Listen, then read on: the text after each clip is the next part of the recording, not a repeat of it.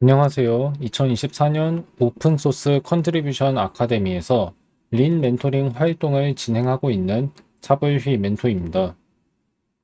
오늘은 지금 2장을 다루고 있는데 아까 제가 함수 f를 정의하다가 중단했어요. 그래서 그거부터 다시 시작하면 될 것 같습니다. 자, 위에는 지금 더블이라는 함수가 나와 있죠. 더블이라는 함수를 통해서 잠시만요. 더블이라는 함수를 통해서 그 함수 추상화를 어떻게 하는지 아까 제가 알려드렸어요. 이것은 람다식을 이용해서 람다 함수식을 이용해서 자연수에서 자연수로의 함수를 정의한 예이죠. 이제 이걸 알았으니까 제가 정의하고 싶었던 함수 f를 이제 정의해 볼게요. 함수 추상화를 이용할 겁니다. 그렇기 때문에 맨 처음에 fun이라는 기호를 쓰는데 잠시만요.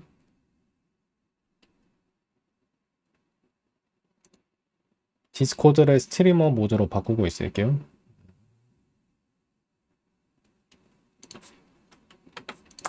함수 추상화를 할 거예요. 할 건데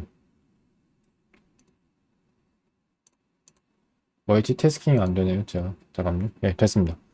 함수 추상화를 하는데 맨 처음에 우리가 써야 하는 건 뭐냐면 fun이었고 그 다음에 써야 하는 거는 이 함수의 정의역에 들어가는 원소의 이름을 지어주는 거예요. 즉 정의역 원소를 하나 선언한다고 보시면 됩니다. 저는 이것을 P라고 할게요. P라고 하는 이유는 뭐냐면 f의 정의역이 자연수 곱하기 자연수이고 여기서 자연수는 자연수 유형을 줄인 말이에요. 넷 곱하기 넷이고 넷에 속하는 원소들은 넷에 속하는 항들은 순서쌍이니까 그래서 순서쌍을 가리키는 오더드 페어라는 영어 단어에서 페어의 P를 쓰겠습니다. 괄호는 써도 되고 안 써도 되지만 이해를 위해서 괄호를 한번 써볼게요. P를 쓰고 그 다음에 넷 곱하기 넷 써주시고 그 다음에 두 줄짜리 화살표로 써도 된다고 했었고 아니면 maps2라는 화살표를 써도 된다고 했었죠. maps2 화살표를 써볼게요. 그 다음에는 뭘 써야 하냐면 넷 곱하기 넷이라는 정의역에 속하는 임의의 원소 p에 어떤 값을 이 함수가 대응시키는지 서술해야 합니다.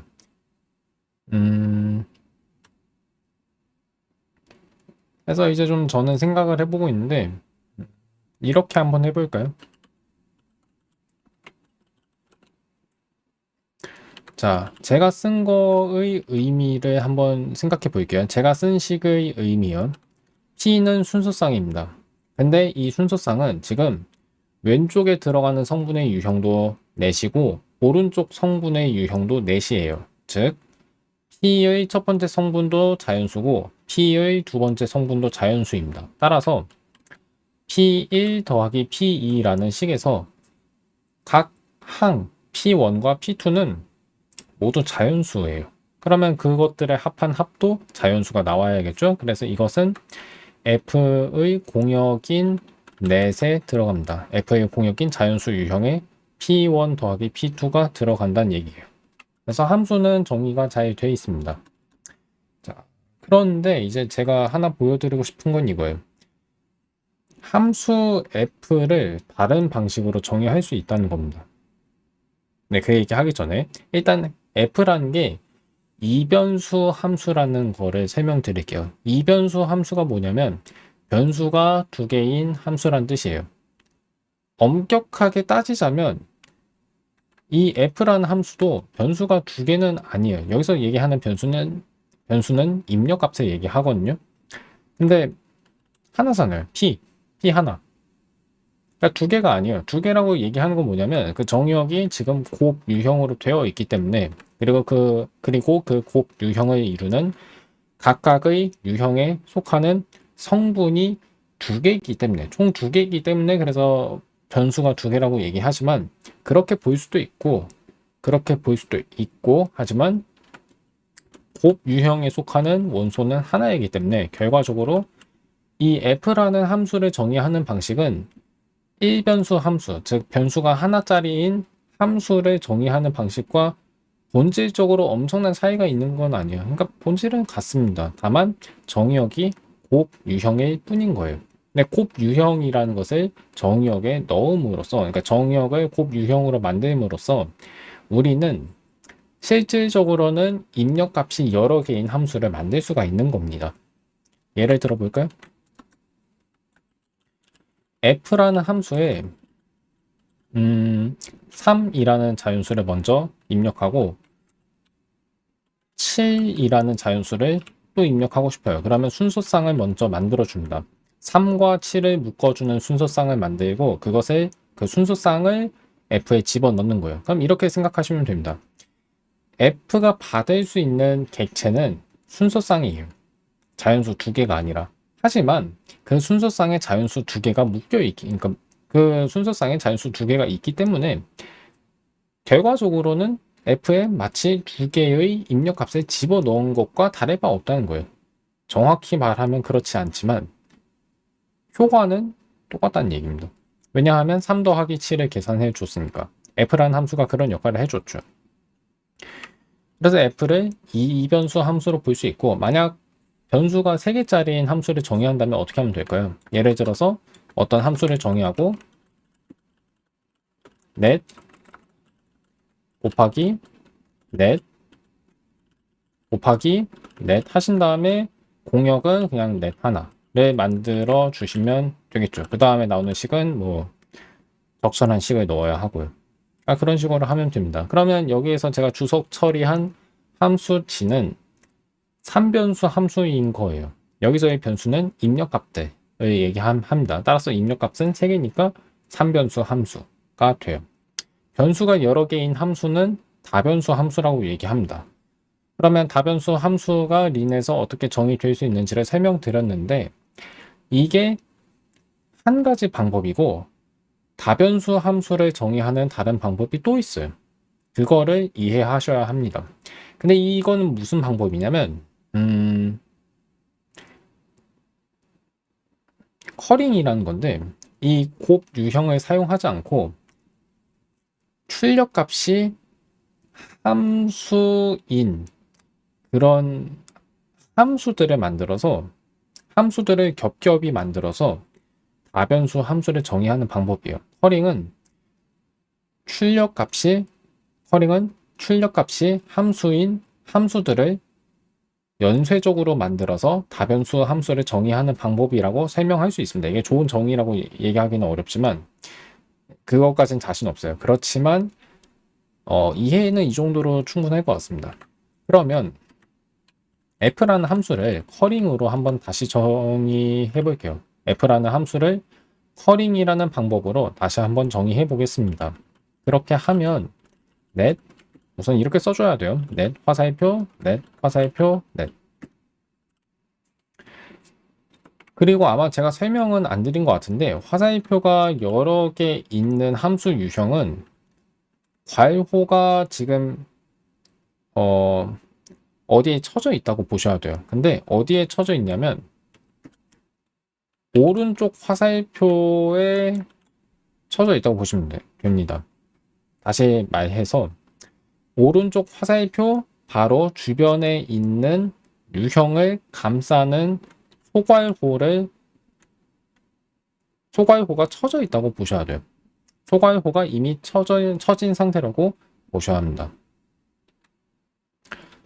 그럼 예제를 하나 더 들자면 물 그다음에 스트링 넷과 같은 함수 유형이 있을 때 조금 더 복잡하게 만들어 볼게요. int 그다음에 char 스트링은 문자열의 유형이고 char은 개별 문자의 유형입니다. 자, 이런 긴 함수 유형식이 있을 때 이 함수 유형은 어떻게 이해해야 하냐면 가장 오른쪽에 있는 화살표 그 주변에 바로 옆에 있는 바로 곁에 있는 유형부터 먼저 소괄호로 감싸줘야 돼요.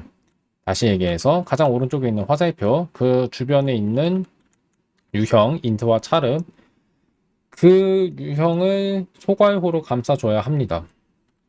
그 다음에 그 바깥쪽에 있는 화살표를 중심으로 주변에 있는 유형을 또 소괄호로 감싸주고 그 바깥에 있는 화살표를 중심으로 소괄호 한 번 더 치고 맨 바깥에 있는 화살표 주변에는 소괄호를 굳이 치지 않아도 우리가 이해하는 데는 어려움이 없으니까 여기까지만 쓸게요.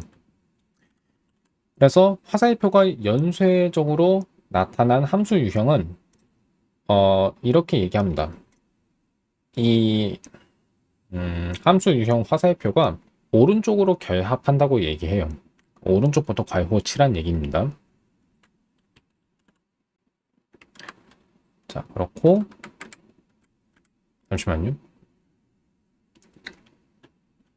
그래서 함수 g를 정의해 볼 거예요. g는 어떻게 정의하냐면 우선 fun이라는 핵심어를 써줘야겠죠. 함수 추상화를 해야 하니까 함수 추상화는 개별 함수를 정의하는 거고요. 함수 유형은 어떤 개별 함수들이 속하는 유형을 만들어 줍니다. 그 개별 함수들의 정의역과 공역을 지정해 주면서요.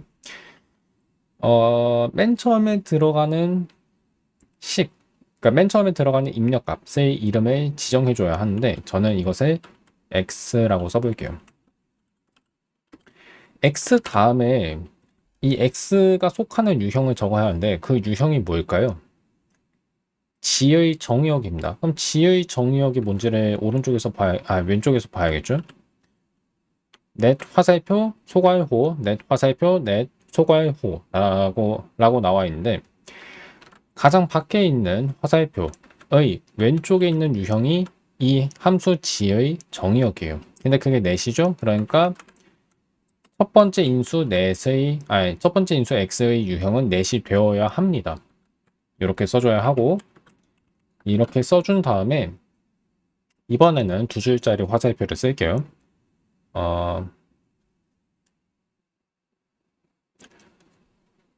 이제 우리가 뭘 출력해야 하는지 생각해야 합니다. 함수 값을 써줘야 하는데 이 함수 값이 어떤 유형에 속해야 하는지를 생각해 봐야 돼요. 이 함수 값은 어떤 유형에 속한지 보려면 함수 g의 공역을 봐주셔야 합니다. 함수 g의 공역을 보시면 넷, 화살표 넷이라고 쓰여 있죠. 이게 이 함수의 공역이에요. 우리고란 말은 없죠. 그리고 우리는 이 공역에 속하는 원소를 하나 써줘야 합니다. 하나 써줘야 하는데 f라는 함수와 비슷한 방식으로 써줘야 돼요.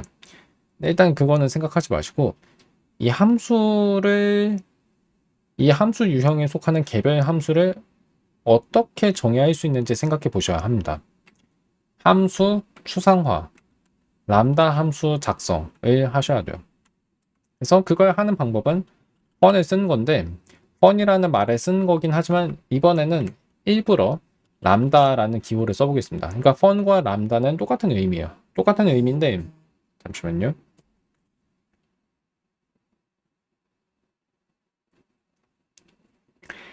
fun과 람다는 똑같은 의미인데 린에서는 fun을 좀 더 많이 씁니다. fun은 펑션의 줄임말이었고 람다는 다른 프로그래밍 언어나 유형론에서 자주 쓰는 기호예요. 예. 어쨌든 람다를 써주고 그 다음에 괄호 한 번 더 써줍니다. 괄호 생략해도 되는데 저는 일부러 쓸게요. 그리고 가장 바깥쪽에 있는 괄호도 없애주면 좋은데 이거는 이따가 없앨게요. 하여튼 우리는 지금 넷에서 잠깐만요. 넷에서 넷으로의 함수를 만들고 있는 거예요. 그래서 맨 처음에 뭐 해야 하냐면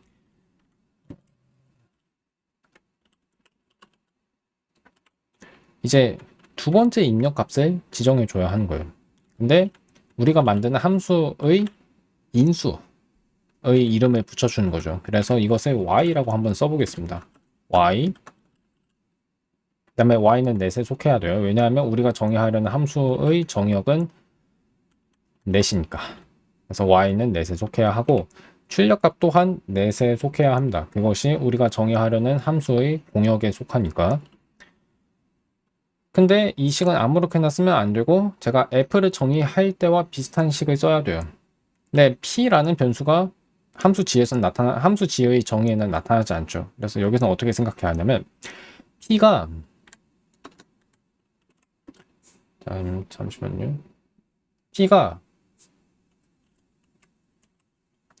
x 쉼표 y 순서쌍이라고 보셔야 합니다. 그러니까 p는 x를 첫 번째, y를 두 번째 성분으로 갖는 순서쌍이라고 생각해 주시면 좋아요.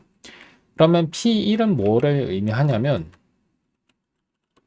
p1은 x를 의미합니다. 그리고 p2는 y를 의미하죠. 따라서 f의 정의역 원소 p에 대응하는 출력값 p1 더하기 p2라는 식에서 p1을 x로 바꾸고 p2를 y로 바꾼 결과 식은 x 더하기 y가 되는 거예요. 그리고 식이 좀 너무 복잡해 보이니까 저는 이 람다 함수의 유형 주석, 그러니까 이게 어떤 유형에 속한지를 써준 이 부분을 지워 보겠습니다. 그럼 이렇게 나오죠. 네, 괄호를 하나만 다시 칠게요. 네, 이렇게 되는 거예요.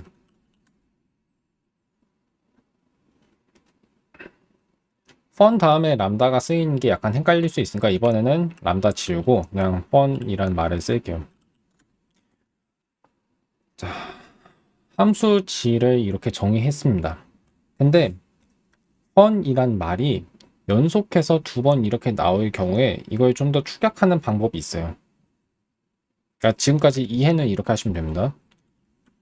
어떤 입력값, 자연수 입력값 x에 함수를 대응시키는 게 지금 다른 함수 g가 하는 역할이에요. 그러니까 함수 g는 출력값이 또 다른 함수인 거예요. 근데 그 함수는 어떻게 생겼는지 보면 y라는 입력값에 대해 x 더하기 y를 대응시키는 x 더하기 y를 반환하는 함수인 거죠. 그런 함수를 함수 g가 출력합니다. 그래서 함수라는 말이 계속 나오다 보니까 헷갈리실 수 있지만 어쨌든 큰 함수가 있고 작은 함수가 있다. 잠깐 그런 식으로 표현할 수 있을 것 같아요. 함수 g가 큰 거고 작은 함수가 지금 제가 표시한 이 람다 함수입니다. on ynet 화살표 x 더하기 y. 자, 이제 이 전체 식을 좀 더 간단하게 쓰는 방법을 설명드릴게요. 그리고 함수 g의 유형 특징, 타입 시그니처라고 하는 게 있거든요. 함수 g가 어떤 유형에 속한지를 서술한데 쓰인 이 소괄호를 생략하겠습니다. 소괄호는 생략해도 된다고 했으니까. 그 다음에 펀이 두 번 연속해서 나올 경우에는 한 번만 쓰는 방법이 있어요. 근데 그걸 하려면 우선 두 번째 펀 주변에 있는 소괄호를 좀 없애주고 일단 펀을 지워줍니다. 그리고 잠깐만요. 화살표 모양이 서로 다르니까 약간 헷갈려요. 그래서 저는 두 줄짜리의 화살표를 오른쪽에 또 쓰겠습니다. 여기까지 했고, 자, 지금까지 다 됐어요. 근데 여기서 이제 펀이라는 핵심어를 한 번만 쓰고 싶습니다. 한 번만 쓰고 싶습니다. 그걸 어떻게 하냐면 그냥 일단 지워주시고 그 다음에 화살표도 지워주세요. 그러면 됩니다. 뭐 그렇게 어려운 거 아니죠? 그냥 펀이라는 핵심어 한 번만 쓰면 된다는 얘기예요. 그리고 두 줄짜리 화살표도 생략한 거죠. 이렇게 쓸 수도 있다는 거 지금 설명드렸어요. 근데 더 축약할 수 있습니다. 왜 축약할 수 있냐면 이 함수 g의 첫 번째 인수는 자연수 유형에 속하는 x이고 두 번째 인수의 유형도 근데 자연수예요. 다시 얘기해 볼게요. 함수 g의 첫 번째 인수와 두 번째 인수가 속하는 유형이 똑같죠. 그런 경우에는 x 쌍점넷, y 쌍점넷이라고 따로따로 쓸 필요 없이 그냥 x와 y를 띄어쓰기만 한 채로 이렇게 한 소괄호 안에 동시에 쓸 수 있습니다. 그 다음에 쌍점넷이라고 써주면 돼요. 그래서 축약을 이렇게 많이 했습니다. 맨 처음에 제가 썼던 식보다는 훨씬 더 깔끔하게 나왔죠. 그래서 여기까지 설명드렸고 이제 두 줄짜리 화살표는 계속 말씀드리지만 두 줄짜리 화살표랑 유니코드 그 맵스2 화살표는 아무 차이가 없어요. 의미상 차이는 없고요. 그냥 우리 눈에 보이는 방식의 차이가 있을 뿐인 겁니다.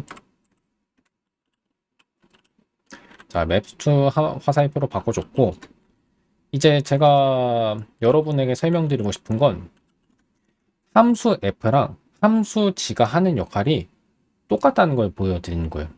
예. 근데 정의는 다르죠. 정의는 다릅니다. 우선 f랑 g가 속하는 유형이 서로 다르니까 이 함수들이 같을 수는 없어요. 같을 수는 없지만 하는 역할이 실질적으로 비슷하다는 거예요. f도 다변수 함수를 나타낼 수 있고 g도 마찬가지예요. 그걸 보여드리겠습니다. 그걸 보여드리기 위해서 2장에서 아직 설명하지 않는 내용을 잠깐 제가 가져올게요. 이그젠플이라는 게 있는데 이그젠플이 하는 역할을 설명드리려면 잠깐 정리라는 핵심어가 하는 역할도 좀 설명드려야 돼요. 잠시만요. 자, 테스트라는 이름의 정리를 그냥 제가 임시로 하나 만들어 보겠습니다. 그리고 이 정리가 무엇에 대한 정리인지 서술하기 위해서 그 정리의 진수를 테스트 쌍점 뒤에 서술해 볼게요. 1은 3 빼기 2와 같다. 그리고 그것의 증명이 왜 RFA라고 쓰여 있는 것인지는 지금 설명드리지 않을게요. 근데 간략하게만 말씀드리면 리는 1이 3 빼기 2와 정의상 같다는 것을 그냥 바로 알 수 있을 거예요. 그냥 바로 알아내기 때문에 정의상 같은 거는 반사성에 의해서 증명한다고 얘기해요. 반사성이 영어로 reflexivity인데 reflexivity를 줄여서 ref이라고 하고 ref. 근데 거기에서 2를 또 빼서 RFL이 나온 겁니다. 근데 저는 이거를 ref이라고 읽어요. ref이라고 읽고 이게 그냥 등식의 왼쪽과 오른쪽이 같으니까 이 등식은 참이라고 증명하는 것입니다. 그냥 그 증명에 대한 이해를 더 자세하게 하려고 하지 마세요. 왜냐하면 이거는 나중에 배우는 거니까. 예.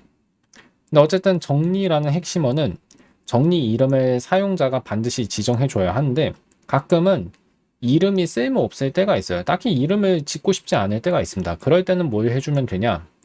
이그젠플이라는 핵심어를 대신 써주시면 돼요. 정리 대신에 써주시면 됩니다. theorem이 정리인 건 아시죠? 예. 이그젠플은 보기, 예제이고 이그젠플이라는 핵심어를 썼을 때는 이그젠플 뒤에 이름을 쓰면 오히려 안 돼요. 이름을 쓰지 말아야 합니다. 그러니까 이름을 쓰기 싫을 때는 이그젠플을 쓰시고 이름을 쓰고 싶으면 theorem 핵심어를 쓰시면 돼요. 근데 어쨌든 간에 제가 이제 보기를 들 거기 때문에 이그젠플 핵심어를 썼고 그 다음에 제가 서술하고 싶은 정리 내용을 이제 지금 써주면 되는데 그게 뭐냐면 우선 몇 가지 가정을 해야 합니다. x랑 y가 자연수라는 가정을 써줘야 하고 근데 그 가정은 결국 y가 자연수 유형에 속한다는 것이에요. 그러니까 저렇게 쓴 거고 f 순서상 x, y는 g, x, y와 같다는 것을 이제 보여드리고 싶습니다. 증명 자체는 그냥 반사성에 의해서 참이 된다는 게 리는 적어도 린에서는 성립해요. 그러니까 그냥 간단하게 이렇게 증명되지만 이렇게만 얘기하면 사람 입장에서는 이해가 잘 안 가요. 린이 어떤 과정을 거쳐서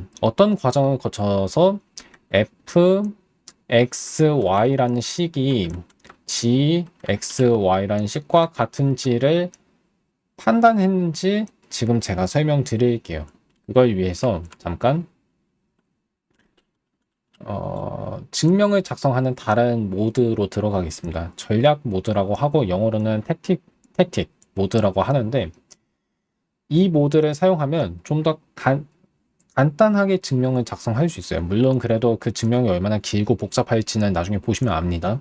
그렇긴 해도 전략이라는 명령어들을 사용했을 때 그러지 않을 때보다 훨씬 더 증명을 편리하게 작성할 수 있는 건 사실이에요. 그래서 그 전략 모드로 증명을 작성하고 싶을 때는 정의 등호 바로 다음에 by라는 핵심어를 써주셔야 합니다. by라는 말을 써주고 그 다음부터 이제 전략을 써주시면 돼요.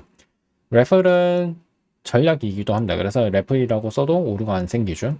네, 그 전에 식을 좀 보여주고 싶어요. 그래서 몇 가지 전략을 좀 더 쓸 겁니다.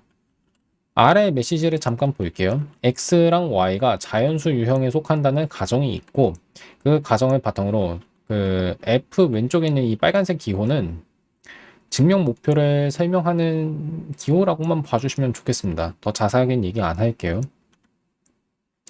f에 xy 순서상을 집어넣은 결과는 g에 x를 집어넣고 그 결과에 y를 또 집어넣은 것과 같다는 목표가 나와 있죠. 이 목표에서 f와 g라는 각각의 항을, 함수 항이죠. 이 항을 그 정의로 좀 바꾸고 싶어요. 이게 무슨 뜻이냐면 f라는 식을 이 f의 정의로 아예 완전히 바꿔주겠다는 겁니다. 다시 얘기하면 f는 지금 펀 p 넷 곱하기 넷 화살표 p1 더하기 p2라고 나와 있잖아요. 아래 그 정보창에 나와 있는 f 순서상 xy라는 식에서 f를 아예 저 펀 p 넷 곱하기 넷 화살표 p1 p1 더하기 p2라는 긴 함수 추상화식으로 f를 바꿔주겠다는 겁니다. 예. 그 과정을 왜 하냐? 그걸 해서 그 식이 어떻게 간략하게 표현될 수 있는지를 살펴보기 위해서요. 그래서 일단 그거부터 해볼게요. f 자리에 f의 정의 식 전체를 써주시면 됩니다. 근데 그 식은 람다 함수이죠. 그래서 저 람다 함수를 그대로 f가 있던 자리에 옮겨 적어 주시면 됩니다. 그럼 복사를 좀 해야겠죠? 하고 붙이고 그리고 괄호를 좀 추가해야 할 거예요. 이 괄호 안에 있는 식 전체가 함수예요. 함수. f라는 것 함수와 똑같습니다. 똑같고 그 다음엔 순서상을 적어야죠. 그 다음엔 등호 쓰고 gxy.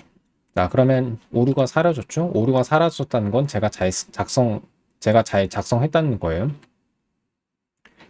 한번 볼게요. 자, show라는 전략은 뭘 하냐면 우리의 증명 목표를 겉보기에 좀 다르게 보여준다고만 생각하시면 됩니다.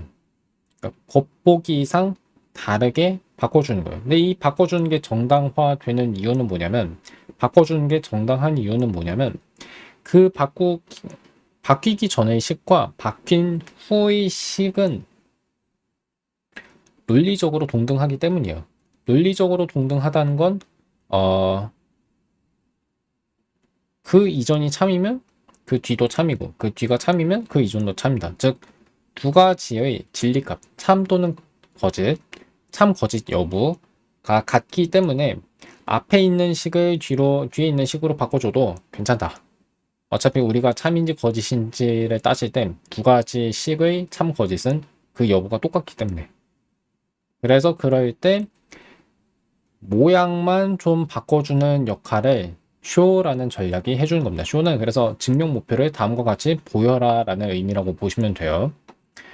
그러면 show라는 저 전략을 사용하기 전에 목표를 보시면 f 순서상 xy 등호 g xy라고 적혀 있잖아요. 근데 show를 쓰고 난 다음 보시면 f가 있던 자리에 람다 함수 추상화식 전체가 들어간 거를 보실 수 있어요.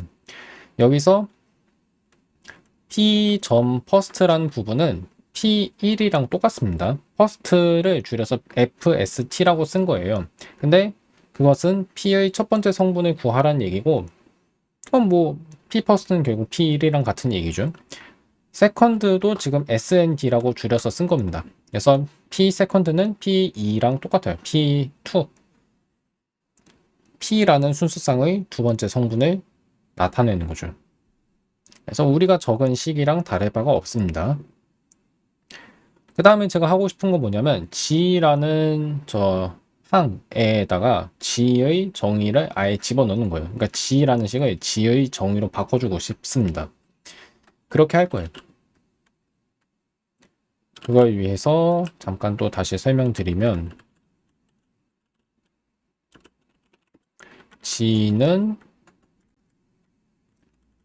람다 함수가 그러니까 g를 정의하는 람다 함수는 여기 나온 거랑 같죠? fxy 넷 화살표 x 더하기 y. 그래서 그걸 그대로 써줍니다. 써주는데 위에 있는 식을 좀 그대로 가져오면 좋겠죠? 그러고 나서 람다 함수 주변에 괄호를 친 다음 똑같은 입력값을 집어넣습니다. x, y. 그 결과를 아래 정보창에서 볼게요. 잠시만요.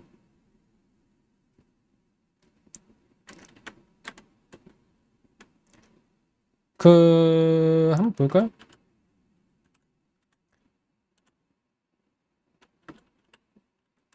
여기 보시면 등식의 오른쪽을 봐주세요. 우변. 오른쪽을 보시면 gxy라는 식이 있었죠.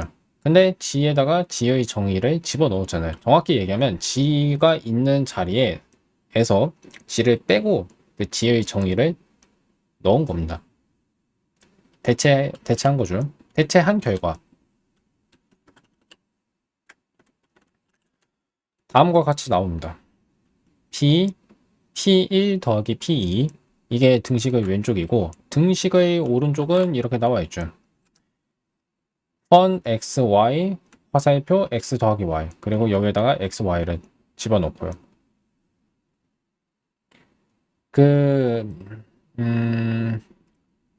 아니요. 그냥 이대로 할게요. 예. 자, 이제 그 다음에 제가 하고 싶은 건 뭐냐면 이 람다 함수식의 함수 값을 구하는 거예요. 여기서 약간 좀 헷갈려 하실 수 있는데 자, 설명 하나하나 드릴게요. 자, 첫 번째 람다 함수를 봐주세요. 이 람다 함수는 입력값이 p일 때 p의 첫 번째 성분과 p의 두 번째 성분을 더한다고 나와 있어요. 근데 우리에게 주어진 입력값은 xy라는 순서상이에요. 그러니까 p가 xy인 겁니다. 그럼 p가 xy일 때 p1 더하기 p2는 뭐가 될까요? p를 xy로 바꿔준다면 p를 xy 순서상으로 바꿔준다면 그거를 이제 보여드리겠습니다. 그냥 어떻게 하는지 설명드릴게요. 이 함수 값을 나타내는 식을 그대로 가져오세요. 나머지는 잠깐 생각을 안 할게요. 그 왼쪽에 있는 부분들을 지우겠습니다. 그리고 이렇게 보시면 돼요. 자, P1 더하기 P2라는 자리에서 P를 X, Y 순서상으로 다 바꿔주세요. 그러면 첫 번째 P1에서 P를 X, Y 순서상으로 바꾸니까 소괄호 써주고 X 쉼표 Y라고 써주면 되겠죠? 그 다음에 있는 P도 똑같이 써주면 됩니다. 자, 그러면 됐죠? 앞에 있던 등식과 지금 제가 새로 쓴 등식은 논리적으로 동등한 거예요. 그러니까 차이가 없다는 얘기입니다. 모양만 다를 뿐이지. 그래서 그 결과가 여기 나와 있죠. 한번 전과 이후를 다시 볼게요. 자, 새로운 쇼 명령을 사용하기 전, 새로운 쇼 전략을 사용하기 전에는 주어진 목표 등식의 좌변, 왼쪽이 P를 포함하는 람다 함수를 가지고 있었어요. 근데 그 람다 함수가 그 다음엔 사라집니다. 왜냐하면 그 람다 함수의 함수값을 제가 구했기 때문에 X 쉼표 Y라는 순서상의 첫 번째 성분과 두 번째 성분을 더한 게 지금 주어진 목표의 왼쪽 식이에요. 자, 그 다음 오른쪽에 있는 람다 함수도 그 함수 값을 구하고 싶습니다. 그래서 지금 제가 앞에서 했던 거와 똑같은 방식으로 치환을 해볼게요. x 더하기 y라는 함수값 식이 있죠. 근데 그 자리에서 근데 여기서 조심해야 하는 게 있습니다. 입력값이 두 개이기 때문에 그 식을 바꾸는 과정이 두 번 있어요. 그래서 첫 번째부터 해볼게요. 우선 x 더하기 y라는 식이 있고 좀 번잡하니까 이것만 보여줄게요. 자, x 더하기 y라는 식이 있습니다. 근데 거기에서 x라는 변수로 바꿔줘야 돼요. 근데 제가 한 얘기를 다시 해볼게요. x 더하기 y라는 식에서 x를 x로 바꿔야 돼요. 근데 x를 x로 바꾼다는 건 바꾸지 않는다는 얘기잖아요. 그러니까 x를 c로 바꾼다, x를 f로 바꾼다 하면 뭐 어떤 문자를 다른 문자로 바꾸는 건데 x가 있던 자리에 x라는 식을 넣는다는 건 그 이전이랑 차이가 아예 없습니다. 그래서 일단 그 치환을 한 결과는 여전히 x 더하기 y가 돼요. 자, 그럼 첫 번째 치환이 끝났습니다. 두 번째 치환, x 더하기 y라는 식에서 y를 y로 바꿔줘요. 근데 y를 y로 바꿔준다는 건 아무도 바뀌지가 않는다는 거예요. 그럼 그 결과는 뭐냐면 x 더하기 y가 되죠. 그래서 그냥 x 더하기 y라고 써주시면 됩니다. 아니면 이 위에 있는 람다 함수의 의미를 생각해 보시면 좋아요. 위에 있는 람다 함수의 의미는 뭐냐면 두 입력값을 그냥 더한다는 얘기예요. 그러면 입력값이 x, y일 때 그럼 그 둘을 더하면 x 더하기 y가 되겠죠? 그러니까 x 더하기 y죠. 그래서 x 더하기 y라는 식이 결과로 나오는 겁니다. 자, 그러면 거의 다 끝났어요. 아니요, 다 했어요. 왜 다 했냐? 보세요. x 쉼표 y라는 순서상의 첫 번째 성분은 x죠. x. x와 y를 묶은 순서상의 두 번째 성분은 y죠. y. 그리고 왼쪽에도 더하기가 있고 오른쪽에도 더하기가 있죠. 그러면 왼쪽 식이랑 오른쪽 식은 같을 수밖에 없어요. 그러니까 증명이 끝났죠. 네.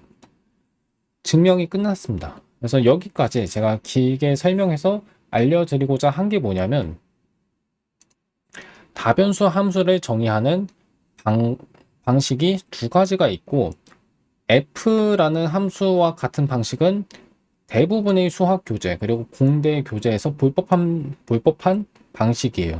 근데 유형론에서는 g라는 방식도 소개하는 겁니다. 그러니까 g라는 함수를 정의하는 방식도 등장합니다.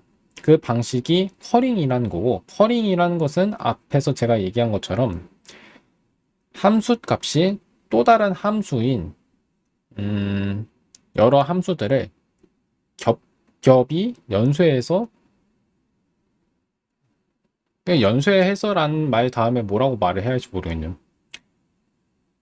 다시 한번 얘기해 볼게요. 그 함수 값이 또 다른 함수인 여러 함수들을 이용해서 다변수 함수를 정의하는 방식이라고 커링을 설명할 수 있겠습니다. 커링에서는 어떤 함수를 커링으로 정의했을 때 입력값을 집어넣고 나면 그 결과가 함수예요. 그러면 그 함수에 또 다른 입력값을 집어넣고 또 다른 함수를 받을 수 있습니다. 이 과정을 계속 반복하다가 어느 순간에는 마지막 입력값을 집어넣었을 때 이제 다른 출력값이 나와요. 그런 방식으로 함수를 정의하는 게 커링입니다. 네, 커링이고 이렇게 표현할 수도 있겠죠. 각 입력값에 대해 함수를 출력하는 함수를 가지고 그런 함수를 사용해서 연이어서 어떤 함수를 정의한 방법. 말을 즉석으로 하려고 하니까 좀 쉽지 않네요. 다시 한번 해볼게요. 함수 값이 함수인 함수를 연달아 이용해서 어떤 함수를 정의하는 방법. 하여튼 말로 얘기하려고 하면 너무 복잡해지는 것 같아요. 위키백과에도 그러니까 좋은 설명이 있으니까 위키백과에서 그 커링, 영어로는 커링이라고 검색하시면 되거든요. 이 검색어를 입력하신 다음에 그 항목을 한번 보시는 걸 추천드려요. 근데 이름이 왜 커링이냐면 해스컬 커리라는 논리학자의 성을 따왔기 때문에 그래요. 그분의 성이 커리잖아요. 근데 거기에다가 ing를 붙인 거예요. 그러니까 커리를 마치 동사처럼 쓴 거고 그 동사를 동명사로 만들고 싶어서 ing를 뒤에 붙인 거죠. 그래서 커링이 된 겁니다. 그렇고 그럼 커링의 장점이 뭐냐라고 얘기했을 때 이걸 장점이라고 봐야 할진 모르겠는데 커링의 장점은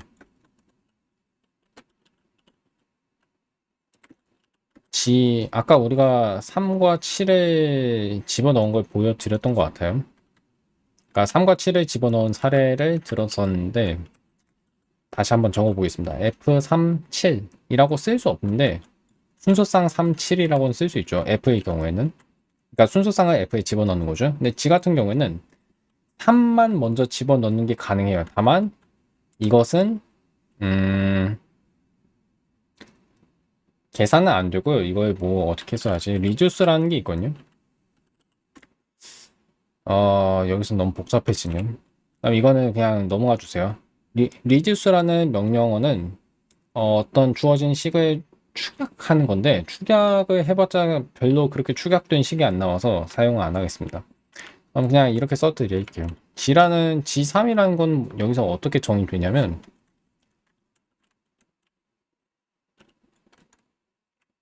아니면 보기를 한번 더 들어볼까요? example 쓰고 G3은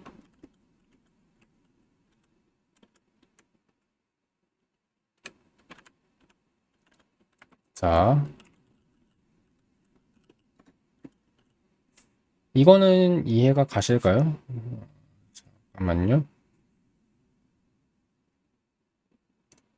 이게 왜 오류가 생기는지 모르겠는데 여기 오류가 자 오타가 있었네요. F 순서상 37은 3 더하기 7이니까 10이고 뭐 이거는 어렵지 않은데 그러니까 F 같은 경우에는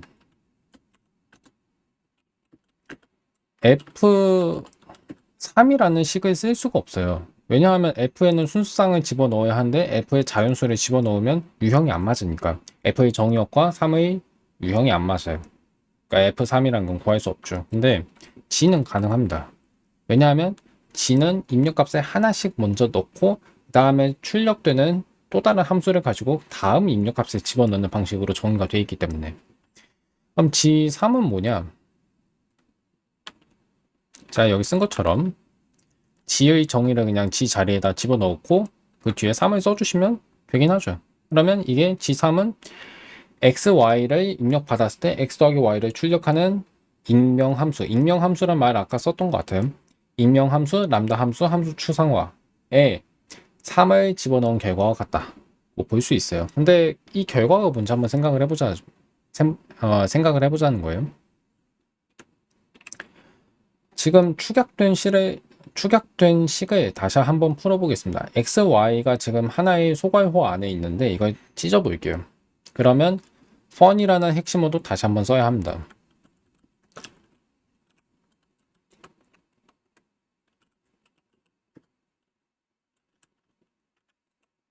이렇게요. 자, 식이 좀 복잡한데 괄호 좀 쳐볼까요?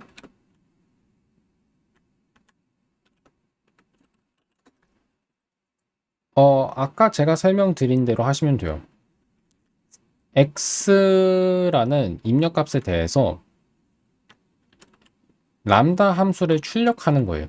근데 그 람다 함수의 식을 보니까 y라는 입력값에 대해서 x 더하기 y를 출력하는 함수인 거죠. 근데 뭐 그것까지는 알겠어요. 근데 어쨌든 이게 함수 값이에요. 우리가 생각하는 큰 람다 함수의 함수 값이에요. 그 함수 값에서 x 자리에 3을 넣어 주시면 됩니다. 그럼 그 결과가 뭐냐면 자, 작은 람다 함수 앞에 있는 식은 좀 지워주고 여기서 크다 작다는 건 진짜 그 함수가 크고 작다는 걸 얘기하는 게 아니에요. 그냥 안에 있는 거 바깥에 있는 거 얘기하는 겁니다. 여기 이렇게 써줬고 괄호는 써줘야 할 것 같아요. x 자리에 3을 넣으시면 돼요. 그래서 x를 3으로 바꿔줍니다. 그래서 제가 설명드리고 싶은 게 뭐냐면 g는 입력값에 하나만 집어넣는 게 가능하다는 거예요. 그러니까 g가 이변수 함수잖아요. 변수가 두 개인 함수인데 두 변수를 한꺼번에 다 집어넣지 않아도 g는 괜찮아요. 하지만 f는 그렇지 않습니다. f는 f에 3만 집어넣는다는 게 불가능해요. 그 차이가 있어요. 이게 커링의 장점이냐고 따질 수 있는데 가끔은 이게 도움이 되긴 합니다. 예. 이게 도움이 되긴 하고 가끔 또 이게 괜히 그냥 헷갈릴 때도 있고. 근데 뭐 나쁘지 않은 것 같아요, 저는. 예. 여기까지가 커링에 대한 긴 설명이었어요. 그러면 함수 추상화에 대한 설명은 여기서 멈추고 다시 이전으로 돌아가겠습니다. 예. 그래서 이 예를 다시 한번 살펴볼게요. 넷에서 내소의 함수, 넷 곱하기 넷, 이것까지는 얘기했고, 이 코드, 이 부분을 다시 한번 봐주세요. 화살표가 연달아 두 번 나타난 함수 유형은 어떻게 해석해야 하는지 아까 제가 설명드렸죠? 괄호를 오른쪽에 먼저 넣으셔야 합니다. 오른쪽부터 괄호를 먼저 치셔야 돼요. 그래서 오른쪽 화살표 찾고 그 주변의 유형까지 포함한 이 식 전체를 소괄호로 감싸주시면 돼요. 그래서 함수 유형 화살표는 오른쪽으로 결합한다. Right associative 라고 얘기했어요. 그렇고 넷 곱하기 넷 화살표 넷 이거랑 네, 지금 이거는 제가 아까 보여드린 함수 g랑 달라요. 함수 g의 유형은 넷 화살표 괄호 넷 화살표 넷이었어요. 근데 여기에 나와 있는 경우에는 함수가 입력값인 거예요. 그러니까 함수 유형이 정의역이죠. 그러면 그 정의역의 원소는 개별 함수죠. 그러니까 개별 함수가 입력값이 되어야 하는 함수들의 유형이 적혀 있는 겁니다.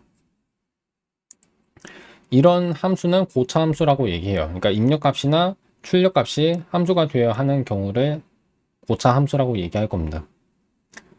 그래서 펑셔널은 범함수라고 번역한 거로 알고 있는데 그것도 그냥 여기서 고차 함수라는 의미로 받아들이시면 돼요.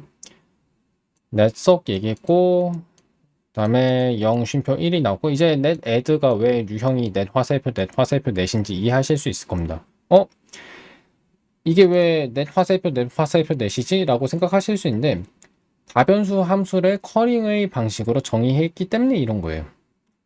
넷 곱하기 넷 화살표 넷으로 이 자연수 덧셈을 정의하는 것도 가능합니다. 근데 커링을 선호해요.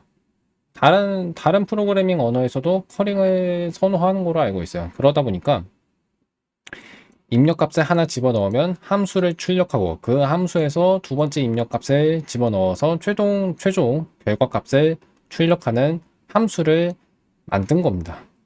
그런 방식으로 자연수 덧셈을 정의한 거예요. 이거 때문에 제가 아까 길게 커링을 설명한 겁니다. 여기까지 했고 2의 바로 다음 수는 3이고 그것의 유형은 당연히 넷이겠죠. 왜냐하면 3은 자연수니까. 여기 보이시면 여기 나와 있듯이 net add는 입력값이 두 개 있을 때 유의미한 연산이에요. 근데 이 자연수 덧셈에 첫 번째 인수만 집어넣고 두 번째 인수를 집어넣지 않았죠. 근데 그럼에도 불구하고 이 식에는 오류가 생기지 않아요. 생기지 않는 이유는 뭐냐면 자연수 덧셈이 커링으로 정의가 돼 있으니까. 그렇기 때문에 이 자연수 연산, 이 덧셈 연산에 첫 번째 인수를 집어넣고 나면 함수가 출력되는 거예요. 그러니까 그 함수의 유형 당연히 함수 유형인 넷 화살표 넷이겠죠. 여기에 두 번째 인수를 집어넣으면 그때서야 비로소 어떤 자연수 값이 나오겠죠. 그래서 여기에도 나와 있죠. 두 가지 인수를 차례대로 집어넣으면 그 전체 식은 유형이 넷이 되죠. 예. 고 순서상 5구에서 첫 번째 성분을 구하는 식 이거는 당연히 5는 5가 되고 5는 자연수니까 이것의 유형 자연수죠. 뭐 두 번째도 마찬가지고 2의 바로 다음 수는 3이고 5 더하기 2는 7이고 5, 9라는 순서상에서 이 첫 번째 성분은 5고 두 번째 성분은 9다. 됐죠? 여기까지 얘기했습니다. 오늘은 여기까지만 다룰 거고 내일 나머지 문단을 읽어볼게요. 거의 다 했습니다. 거의 다 했어요. 그래서 단순 유형론에 대한 절을 거의 끝냈고 그리고 그 뒤에 있는 함수 추상화도 일부분은 지금 이미 제가 설명드렸기 때문에 일부분을 설명드렸으니까 나머지 부분은 차례대로 읽으면 될 겁니다. 예. 이렇게 오늘은 여기서 마무리 지을게요. 지금 저는 이걸 사전 녹화하고 계시니까 이걸 실시간으로 보시는 분은 없는데 나중에 이걸 보시는 분들은 긴 영상을 보시느라 고생이 많으실 것 같은데 그래도 끝까지 저랑 함께 공부를 해주시면 감사하겠습니다. 네. 이 영상 여기서 마칠게요.